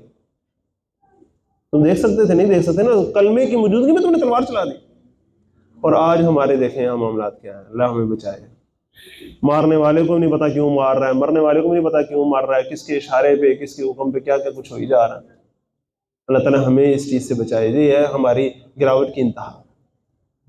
اب حضرت اسامہ کو جو آپ صلی اللہ علیہ وسلم نے جب سمجھایا اور ان کی تربیت فرمائی تو اس دوران جو یہ آیات اتر رہی ہیں تو اس میں دیکھیں الفاظ کتنے خوبصورت ہیں. کذالک کنتم من قبل، تم بھی تو اسلام لانے سے پہلے ایسے ہی تھے نا. فمن اللہ علیکم، پھر اللہ نے تم پر احسان کیا کہ تم مسلمان ہو گئے. فتبینوا، لہذا خوب تحقیق کر لیا کرو. ان اللہ کان بما تعملون خبیرا، بے شک اللہ ہر اس بات سے جو تم کرتے ہو پوری طرح باخبر ہے. انسانی خون سب سے زیادہ تقدس والا، انسانی خون کا بہانا از اے ویری سیریس تھنگ. اور پھر اللہ کے نام پر بہایا جائے، یہ تو بہت ہی سیریس چیز ہے. اس کے اپنے کچھ اصول ضوابط ہے، اس کے ساتھ یہ چیز ہوتی ہے، ایسے نہیں ہوتی.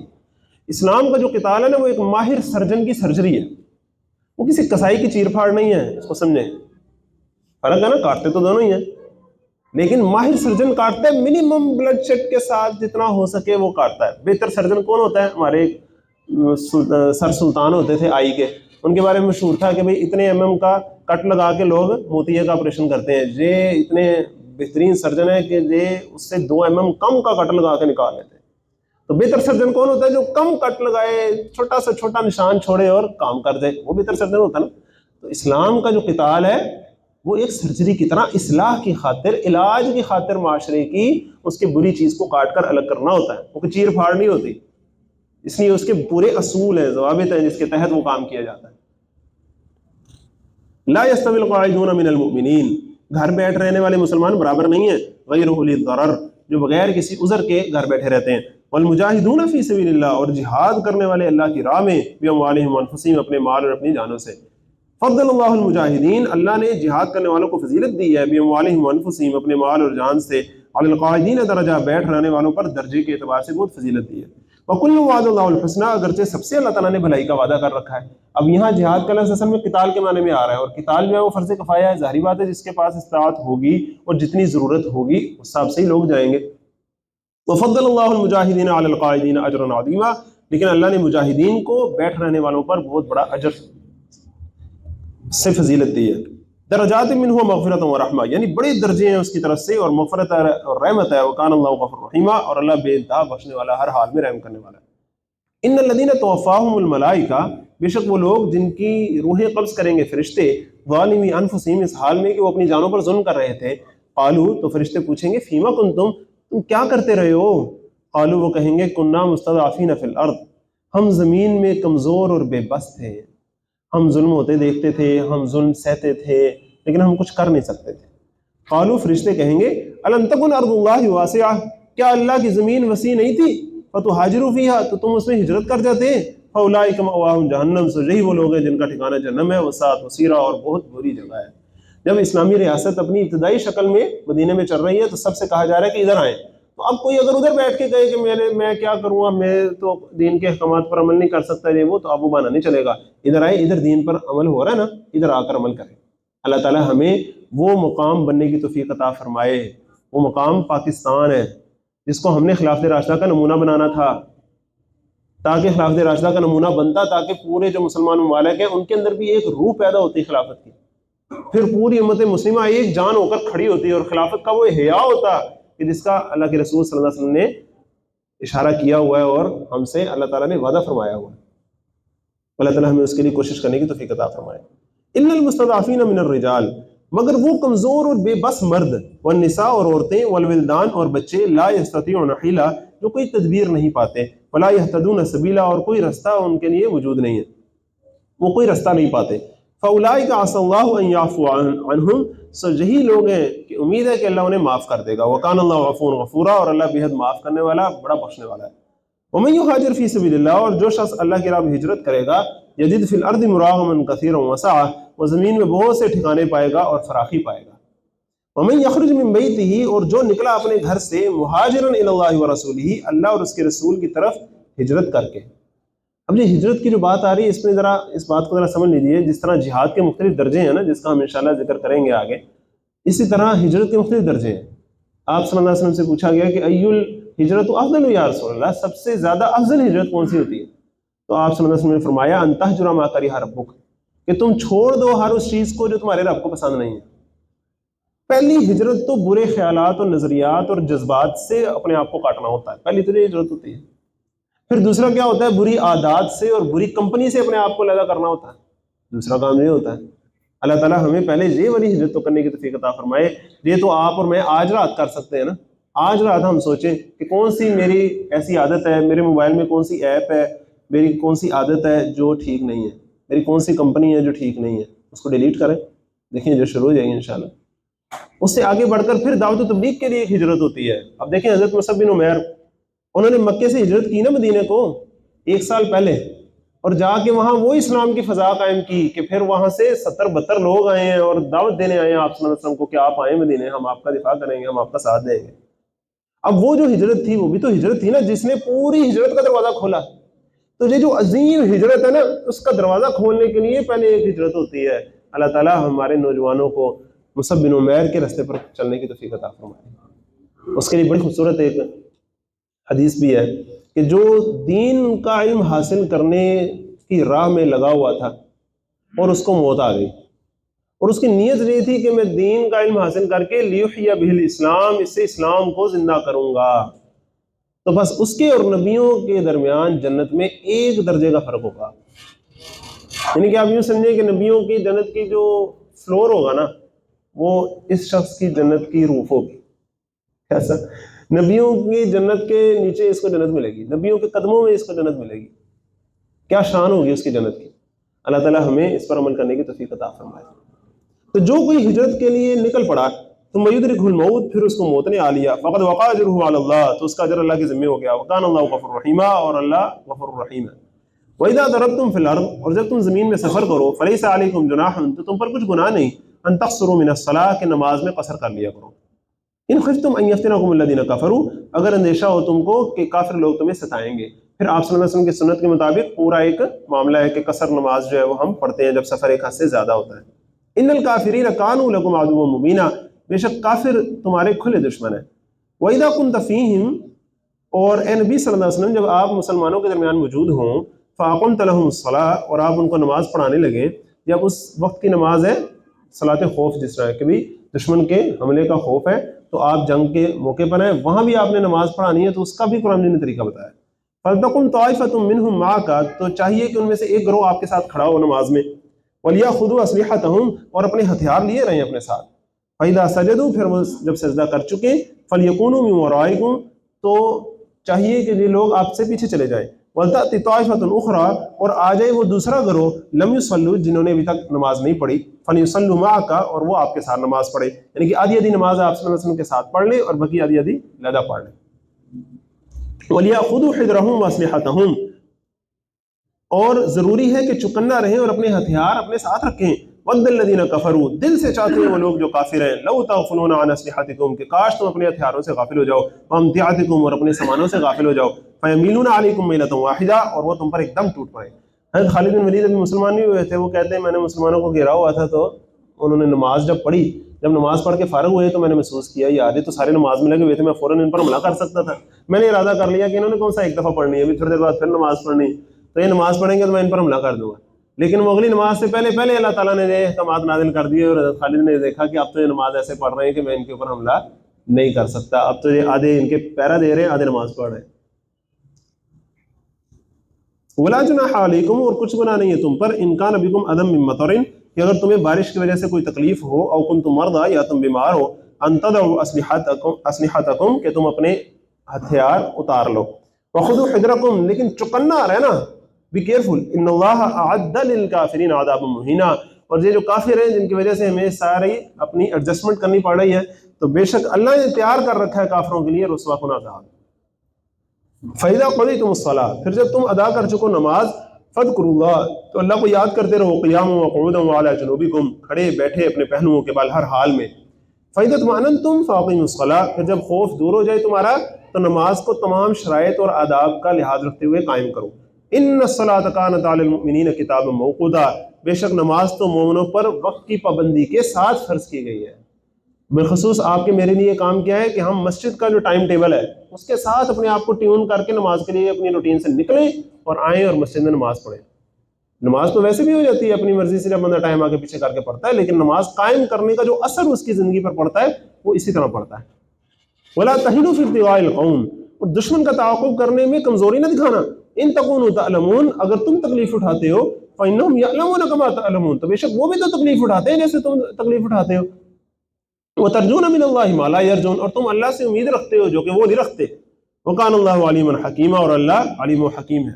انا انزلنا الیک الکتاب بالحق، بے شک ہم نے ہی نازل کیا آپ کی طرف اے نبی صلی اللہ علیہ وسلم یہ کتاب حق کے ساتھ، لتحکم بین الناس، تاکہ آپ لوگوں کے درمیان فیصلے کر دیں، بما اراک اللہ، اس علم و حکمت کے مطابق جو اللہ نے آپ کو سکھائی ہے۔ ایک تو ہوتا ہے ٹیکسٹ، لیکن ایک ہوتی ہے اس ٹیکسٹ کی اسپرٹ، وہ اللہ تعالیٰ نے آپ صلی اللہ علیہ وسلم کو علم و حکمت کی صورت میں سکھائی ہے، جو کہ آپ کے میرے لیے سنت اور حدیث میں موجود ہے۔ ولا تکن للخائنین خصیما، اور مت بنو تم خیانت کرنے والوں کے طرفدار۔ واستغفر اللہ، اور اللہ تعالیٰ سے درگزر کی درخواست کیجیے۔ ان اللہ کان غفور رحیما، بے شک اللہ غفور رحیم ہے۔ ولا تجادل، اور وکالت مت کیجیے، عن الذین یختانون انفسہم، ان لوگوں کی جو اپنے دلوں میں دغا رکھتے ہیں۔ ان اللہ لا یحب من کان خوانا نثیما، بے شک اللہ پسند نہیں کرتا ایسے شخص کو جو دغا باز ہو، گناہوں میں ڈوبا ہوا ہو۔ یستخفون من الناس، یہ لوگ اپنی حرکتیں لوگوں سے تو چھپا سکتے ہیں، ولا یستخفون من اللہ، لیکن اللہ سے تو نہیں چھپا سکتے۔ وہو معہم، اللہ تو ان کے ساتھ ہوتا ہے، اذ یبیتون، اس وقت بھی جب رات کو بیٹھ کے مشورے کر رہے ہوتے ہیں، ما لا یرضی من القول، ایسی باتوں کے بارے میں جنہیں اللہ پسند نہیں کرتا۔ وکان اللہ بما یعملون محیطا، اور اللہ ان کے سارے اعمال کو گھیرے ہوئے۔ ہاں انتم ہؤلاء جادلتم عنہم فی الحیات الدنیا، مومنو مسلمانوں، یہ تم ہی ہو جو ان کی طرف سے جھگڑتے ہو دنیا کی زندگی میں، ان کا دفاع کرتے ہو۔ فمن یجادل اللہ عنہم یوم القیامہ، تو روز قیامت ان کی طرف سے اللہ کے سامنے کون جھگڑا کرے گا؟ امن یکون علیہم وکیلا، یا کون ہوگا جو ان کا کارساز بنے؟ ومن یعمل سوءا، اور جو بھی کوئی برا کام کر گزرے، او یظلم نفسہ، یا اپنے اوپر کوئی ظلم کر بیٹھے، ثم یستغفر اللہ، پھر اللہ سے بخشش طلب کرے، یجد اللہ غفور رحیما، تو اللہ کو غفور الرحیم پائے گا۔ ومن یکسب اثما، اور جو شخص کوئی گناہ کماتا ہے، فانما یکسبہ علی نفسہ، تو بس کماتا ہے وہ اس گناہ کا وبال اپنی ہی جان پر، اپنے ہی خلاف اس کے گناہ چلتا ہے۔ وکان اللہ علیما حکیما، اور اللہ علیم و حکیم ہے۔ ومن یکسب خطیئۃ، اور جس نے ارتکاب کیا کسی گناہ کا، کسی خطا کا، او اثمن یا گناہ کا، ثم یرمی بہ بریئا پھر تھوپ دیا اسے کسی بے گناہ کے سر، فقد احتمل بہتانا و اثما مبینا تو یقیناً اس نے بہت بڑے بہتان کا اور کھلے گناہ کا بوجھ اٹھایا۔ ایک تو ہے جرم کرنا اور دوسرا ہے اس جرم کو کسی دوسرے کے ساتھ تھوپ دینا، یہ جرم در جرم۔ ولولا فضل اللہ علیک ورحمتہ، اور اگر اللہ کا فضل نہ ہوتا تمہارے شامل حال اور اس کی رحمت نہ ہوتی، لہمت طائفتن تو ایک گروہ نے تو ارادہ کر لیا تھا، منہم ان میں سے، ان یضلوک کہ یہ آپ کو بہکائی دیں، یہ آ کے آپ کو ایسی ایسی باتیں کرتے ہیں، آپ کے سامنے جھوٹ بولتے ہیں کہ ان کی کوشش ہوتی ہے کسی طرح آپ ان کی جھوٹی باتوں کو مان لیں۔ وما یضلون الا انفسهم، حالانکہ یہ تو نرا اپنے آپ کو ہی بہکا رہے ہیں۔ وما یضرونک من شیء، اور یہ آپ کو ذرا بھی نقصان نہیں پہنچا سکتے۔ وانزل اللہ علیک الکتاب والحکمہ، اور کیونکہ اللہ نے نازل کی ہے آپ پر کتاب اور حکمت، وعلمک ما لم تکن تعلم، اور آپ کو وہ کچھ سکھایا ہے جو آپ پہلے نہیں جانتے تھے۔ وکان فضل اللہ علیک عظیما، اور اے نبی صلی اللہ علیہ وسلم آپ پر جو اللہ کا فضل ہے وہ تو بہت ہی بڑا ہے۔ لا خیر فی کثیر من نجواہم، ان کے بیشتر خفیہ مشوروں میں کوئی خیر نہیں ہوتی، یہ اکیلے بیٹھ کے جو مشورے کرتے ہیں ان میں کوئی خیر نہیں ہوتی۔ الا من امر بصدقۃ، سوائے اس کے جو صدقہ دینے کی ترغیب دے۔ ایک بندہ ہے وہ غریب مسکین ہے، آپ کو پتہ لگ گیا لیکن آپ کے پاس گنجائش نہیں ہے، آپ دوسرے گنجائش والے بندے سے کہتے ہیں یار مجھے اس کے حالات کا پتہ چلا، آپ پلیز اسے دے دیں، لیکن اوپنلی نہیں کہتے کہ اس کی عزت نفس مجروح ہو، یہ تو اچھی بات ہے۔ اور معروف یا نیکی کرنے کا مشورہ دیتے ہیں تنہائی میں، کہتے ہیں کہ مجھے پتہ لگا ہے آپ کی فلاں کمزوری ہے، آپ پلیز اس نیکی کو کر لیں، اس گناہ کو چھوڑ دیں۔ او اصلاح بین الناس، یا لوگوں کے درمیان صلح کرانے کے لیے۔ آپ صلی اللہ علیہ وسلم نے ایک دفعہ صحابہ سے پوچھا کہ میں تمہیں بتاؤں ایسی نیکی جو نماز روزے سے بھی بہت اونچی نیکی ہے؟ صحابہ نے فرمایا وہ کیا؟ آپ صلی اللہ علیہ وسلم نے فرمایا لوگوں کے درمیان صلح کرا دیا کرو۔ لوگوں کے درمیان صلح کرانا عبادات سے بھی اونچی چیز ہے۔ اللہ تعالیٰ ہمیں صلح کرانے کی توفیق عطا فرمائے، آپس میں لڑائیاں کرانے کی توفیق نہ عطا فرمائے۔ وَمَن يَفْعَلْ ذَلِكَ ابْتِغَاءَ مَرْضَاتِ اللَّهِ، اور جو شخص یہ سارے کام اس نیت سے کرتا ہے کہ اللہ کی رضا تلاش کرتا ہے، اللہ کو خوش کرنا چاہتا ہے، فَسَوْفَ نُؤْتِيهِ أَجْرًا عَظِيمًا، تو ضرور ہم اسے اجر عظیم عطا کریں گے۔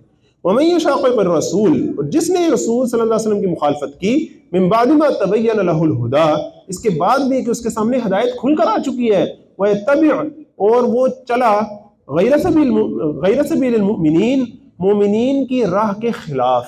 اب یہاں جمع کے صیغے میں مومنین آ رہا ہے، بڑا خوبصورت۔ مومنین کی جو اوورال ایک ایٹیچیوڈ ہے، ایک طرز عمل ہے، ایک بیہیویئر ہے، وہ بھی تمہارے لیے ایک حجت کا درجہ رکھتا ہے۔ دیکھیں آپ کے لیے میرے لیے اصل اسوہ حسنہ کون ہے؟ صلی اللہ علیہ وسلم، آپ صلی اللہ علیہ وسلم کی ذات میں، لیکن اس اسوہ حسنہ پر عمل کیسے کرنا ہے؟ وہ تو ہمیں صحابہ نے کر کے دکھایا نا۔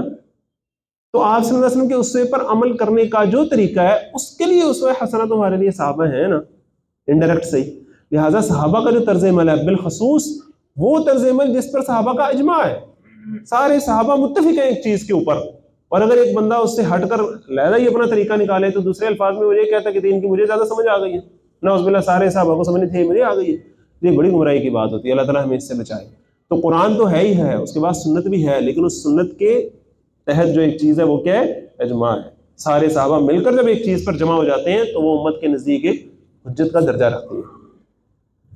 وَمَن يُشَاقِقِ الرَّسُولَ مِن بَعْدِ مَا تَبَيَّنَ لَهُ الْهُدَىٰ وَيَتَّبِعْ غَيْرَ سَبِيلِ الْمُؤْمِنِينَ نُوَلِّهِ مَا تَوَلَّىٰ، تو ہم چلنے دیں گے اس کو اسی راستے پہ جدھر وہ مڑ گیا، وَنُصْلِهِ جہنم، اور ہم اسے جہنم میں ڈال دیں گے، وَسَاءَتْ مَصِيرًا، اور بہت ہی برا ٹھکانہ ہے وہ، کیونکہ صراط مستقیم پر تو آپ صلی اللہ علیہ وسلم کی پیروی کرنے والے صحابہ چل رہے ہیں، اب اگر تم ان کا راستہ چھوڑ کے ادھر ادھر نکلو گے تو پھر تم جہنم کے راستے پہ جا رہے ہو۔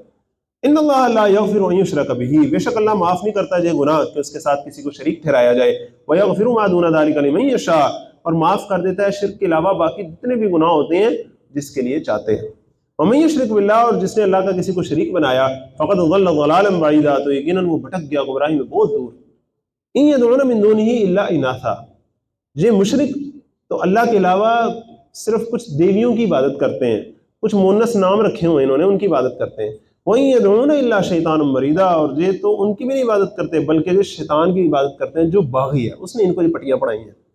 لعنہ اللہ، اللہ نے اس پر لعنت کی ہے۔ وقال، اور اس نے کہا تھا، شیطان نے کیا کہا تھا؟ لَأَتَّخِذَنَّ مِنْ عِبَادِكَ، میں تیرے بندوں میں سے ضرور لے کر رہوں گا، نصیبا مفروضا، اپنا مقرر حصہ، کچھ نہ کچھ لوگوں کو میں گمراہ کر لوں گا۔ وَلَأُضِلَّنَّهُمْ، اور میں ضرور ان کو گمراہ کروں گا۔ وَلَأُمَنِّيَنَّهُمْ، اور میں ضرور ان کو آرزوؤں کے سبز باغ دکھاؤں گا۔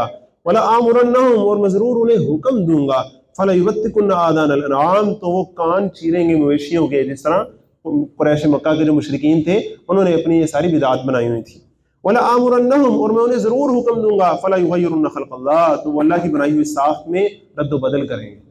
اب اس کی مختلف ڈائمنشنز ہیں، ان میں سے ایک خاص ڈائمنشن جو موجودہ حالات میں بڑی اہم ہے وہ کیا ہے؟ اللہ تعالیٰ نے مرد کو مرد بنایا، عورت کو عورت بنایا۔ یہ جو پورا ایک ٹرانسجنڈرزم کا ایک فتنہ پورا جو سامنے آ گیا ہے، پوری دنیا پر چھا رہا ہے اور ہماری طرف بھی آنے کی کوشش کر رہا ہے۔ اس کے لیے ہمیں دو کام کرنے ہیں۔ ایک تو یہ کہ وہ جو اللہ کی طرف سے انٹرسیکس ہوتے ہیں لوگ، یہ دو الگ اصطلاحات ہیں، ٹرانسجنڈر اور انٹرسیکس۔ میرا ارادہ تھا کہ میں آج انشاءاللہ اس کی کچھ نہ کچھ تفصیل آپ کے سامنے رکھوں گا، لیکن ابھی ریسنٹ پاسٹ میں زمانہ گواہ پروگرام جس کا میں نے کل بھی حوالہ دیا تھا، اس میں اس پر ہم نے پورا ایک پروگرام کیا تھا، تو وہ یوٹیوب پر آپ کے لیے اویلیبل ہوگا، آپ اس کو دیکھ لیجیے گا کہ یہ جو بل آیا تھا اس پر 2-3 پروگرام ہمارے ہوئے ہیں، آپ اس کو دیکھ لیجیے گا۔ لیکن اللہ تعالیٰ کی طرف سے جو پیدائشی طور پر ایسے ہوتے ہیں، ہمیں ان کے حقوق کا خیال رکھنا چاہیے۔ پھر وہی بات آ گئی نا، ہم جب پسے ہوئے طبقات کا خیال نہیں رکھتے تو پھر ان کو موقع ملتا ہے جواز بنا کے اپنی پٹیاں پڑھاتے ہیں آ کے۔ ہمیں پہلے ان کا خیال کرنا چاہیے نا، ہم نے کیوں نہیں خیال کیا ان کا؟ کبھی کسی نے ممبر پر کیوں نہیں بات کی ان کے حقوق کی بات کیوں نہیں کی کسی نے؟ ہمارے معاشرے نے ان کو کیوں نہیں اپنے اندر رکھا، ایڈجسٹ کیا؟ جب ایسے کریں گے تو پھر نتائج تو برے نکلیں گے۔ تو ایک تو کام ہمیں یہ کرنا ہے، دوسرا کام یہ کرنا ہے کہ اپنی جو ینگ جنریشن ہے ان کو ایجوکیٹ کرنا ہے کہ یہ ایک فتنہ ہے اور اس سے ہمیں دور رہنا ہے، یہ شیطانی عمل ہے، اللہ تعالیٰ ہمیں اس سے بچائے۔ وَمَن يَتَّخِذِ الشَّيْطَانَ وَلِيًّا اور جس نے شیطان کو اپنا ولی اور سرپرست بنا لیا من دون اللہ، اللہ کو چھوڑ کر، فقد خسر خسران مبینا یقیناً اس نے کھلا گھاٹا اٹھایا۔ یعدہم ویمنیہم شیطان ان سے وعدے کرتا ہے اور آرزوؤں کے سبز باغ دکھاتا ہے۔ وما یعدہم الشیطان اور شیطان ان سے جو بھی وعدے کرتا ہے الا غرورا نرے دھوکے کے وعدے ہوتے ہیں۔ اولئک مأواہم جہنم یہ وہ لوگ ہیں کہ ان کا ٹھکانہ جہنم ہے۔ ولا یجدون عنہا محیصا اور وہ اس سے بچنے کی کوئی جگہ نہیں پائیں گے۔ والذین آمنوا وعملوا الصالحات اور وہ لوگ جو ایمان لائے اور انہوں نے نیک عمل کیے، سندخلہم جنات تجری من تحتها الانہار ہم انہیں ضرور ایسی جنتوں میں داخل کریں گے جن کے نیچے نہریں بہتی ہوں گی، خالدین فیہا ابدا اس میں ہمیشہ ہمیشہ ہمیشہ رہیں گے۔ خالدین بھی ہوتا ہے ہمیشہ رہنا، آگے ابدا ہمیشہ ہمیشہ رہیں گے۔ وعد اللہ حقا یہ اللہ کا سچا وعدہ ہے۔ ومن اصدق من اللہ قیلا اور کون زیادہ سچا ہے اللہ سے اپنی بات میں۔ لیس بامانیکم تمہاری آرزوؤں پر کچھ نہیں ہونا، ولا امانی اہل الکتاب نہ اہل کتاب کی آرزوؤں پر کچھ ہونا ہے، جو تم نے چاہنا ہے ویسے ہو جانا ہے، نہیں۔ من یعمل سوءا جو بھی کوئی برا کام کرے گا، ایک بڑی برائی کمائے گا، نکرہ آ رہا ہے نا، نکرہ ایک بڑی چیز کے لیے ہوتا ہے، جو بھی کوئی بڑی برائی کمائے گا، گناہ کبیرہ میں ملوث ہو جائے گا، یجزا بہ اسے اس کے مطابق بدلہ دیا جائے گا، ولا یجد لہ من دون اللہ ولیا ولا نصیرا اور نہ پائے گا وہ اپنے لیے اللہ کے سوا کوئی حامی نہ کوئی مددگار۔ چھوٹے گناہ تو اللہ تعالیٰ ویسے ہی معاف کر دیتا ہے، وضو کرتے ہوئے بھی گناہ معاف ہو جاتے ہیں، لیکن جو گناہ کبیرہ ہے ان کے بارے میں ہمیں سیریس ہونے کی ضرورت ہے۔ وَمَن يَعْمَلْ مِنَ الصَّالِحَاتِ اور جو کوئی شخص نیک کام کرے گا، مِن ذَكَرٍ أَوْ أُنثىٰ خواہ وہ مرد ہو خواہ عورت ہو، بات شروع کہاں سے جس والنساء میں کہ اللہ تعالیٰ نے ایک جان سے پیدا کیا ہے، تمہیں مرد و عورت بنا کے پھر پوری کائنات میں پھیلا دیا، پھر خواہ مرد ہو خواہ عورت ہو، جو کوئی اچھا کام کرے گا وہ مؤمن اور وہ مومن ہوگا، فَأُولَٰئِكَ يَدْخُلُونَ الْجَنَّةَ تو ایسے سب لوگ داخل ہوں گے جنت میں، وَلَا يُظْلَمُونَ نَقِيرًا اور ان کے ساتھ ذرا بھی ناانصافی نہیں کی جائے گی۔ وَمَنْ أَحْسَنُ دِينًا اور کون زیادہ اچھا ہے اپنے دین کے لحاظ سے، ممن اسلم اس شخص سے جس نے سر جھکا دیا، وجہہ للہ اپنے چہرے کو جھکا دیا اللہ کے لیے، وہو محسن اور وہ نیک کام کرتا رہا، واتبع ملت ابراہیم حنیفہ اور پیروی کی اس نے ملت ابراہیمی کی، حنیفہ وہ ابراہیم جو سب سے کٹ کر اللہ کا ہو لیے تھے، واتخذ اللہ ابراہیم خلیلا اور اللہ نے ابراہیم علیہ السلام کو اپنا مخلص دوست بنا لیا۔ وَلِلَّهِ مَا فِي السَّمَاوَاتِ وَمَا فِي الْأَرْضِ اور اللہ ہی کا ہے جو کچھ آسمانوں میں ہے جو کچھ زمین میں ہے، وَكَانَ اللَّهُ بِكُلِّ شَيْءٍ مُحِيطًا اور اللہ ہر چیز کو پوری طرح جاننے والا ہے۔ اب آج کا آخری رکوع آ گیا۔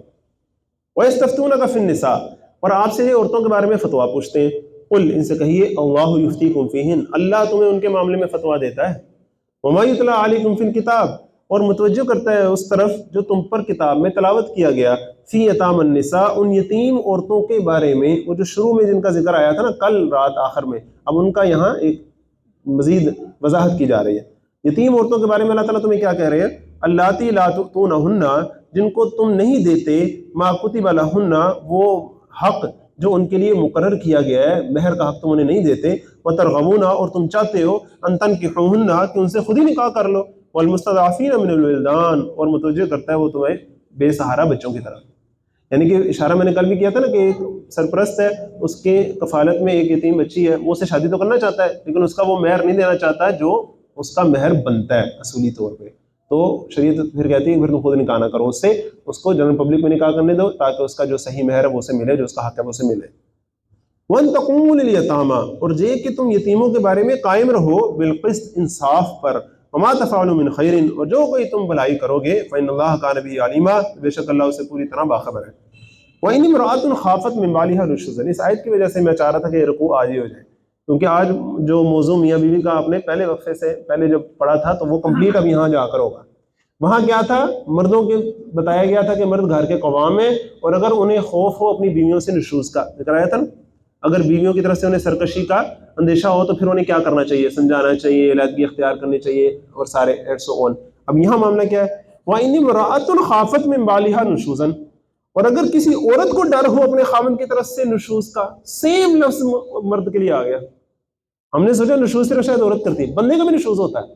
اصل معاملہ کیا ہے، ہر بندے کو جو اللہ تعالیٰ نے رول دیا ہے، عورت کو اللہ تعالیٰ نے رول دیا ہے، وہ اپنے رول سے اگر اپنے بیہیویئر سے آؤٹ ہوتا ہے تو وہ اس کا نشوز ہے، وہ اس کی سرکشی ہے۔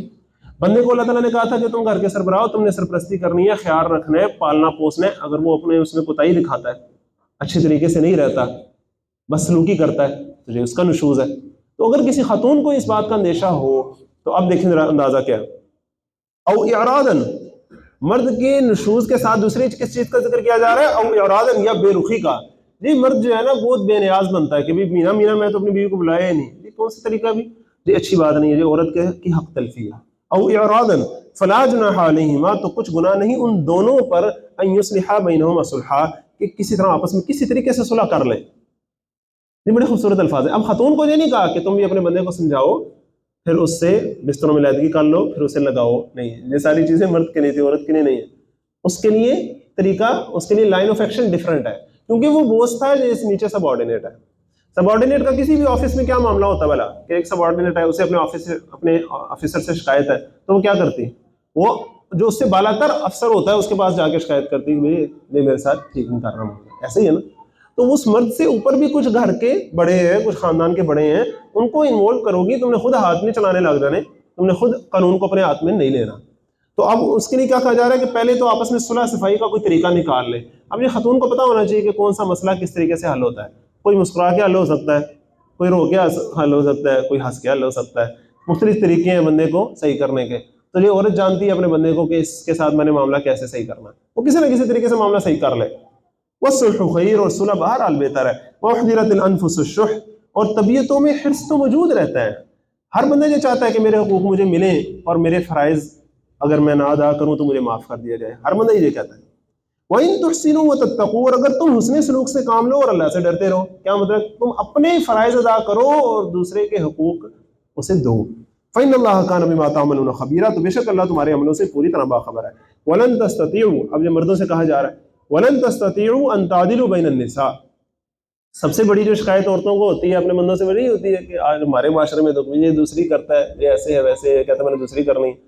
تو اس حوالے سے بڑی خوبصورت آیت آ گئی ہے، وَلَن تَسْتَطِيعُوا، اور تم لوگ قدرت نہیں رکھتے، أَن تَعْدِلُوا بَيْنَ النِّسَاءِ، کہ بیویوں کے درمیان پورا پورا عدل کر سکو، وَلَوْ حَرَصْتُمْ، خواہ تم کتنا ہی چاہو، فَلَا تَمِيلُوا كُلَّ الْمَيْلِ، لہٰذا کم سے کم ایسا نہ ہو کہ تم کسی ایک کی طرف پوری طرح جھک کے جاؤ، فَتَذَرُوهَا كَالْمُعَلَّقَةِ، اور دوسری بیویوں کو تو لٹکتا چھوڑ دو کہ وہ سوچیں شاید ہمارا پتہ نہیں بندہ ہے کہ نہیں، نہ آتا ہے، نہ پوچھتا ہے، نہ ہماری کو ضرورت، ایسے نہ کرو۔ جتنی گنی جانے والی چیزیں ہیں، تولی جانے والی چیزیں ہیں، ایکسپریس کی جا سکنے والی چیزیں ہیں، ان ساروں میں تو تم عدل کرو۔ ہاں، آپ صلی اللہ علیہ وسلم کیا کہتے تھے کہ اللہ جو بھی چیزیں کیلکولیشن میں آ سکتی ہیں، ظاہری ہیں، ان میں تو میں نے انصاف کیا ہے، دل کے میلان کی بات ہے وہ میرے اختیار میں نہیں ہے، اگر مجھے محبت کسی سے زیادہ ہے تو زیادہ ہے، اس کا معاملہ اللہ کے پاس ہے۔ وَإِن تُصْلِحُوا وَتَتَّقُوا، اور اگر تم اپنا رویہ درست کر لو اور اللہ سے ڈرتے رہو، فَإِنَّ اللَّهَ كَانَ غَفُورًا رَحِيمًا، تو بے شک اللہ بہت بخشنے والا مہربان ہے۔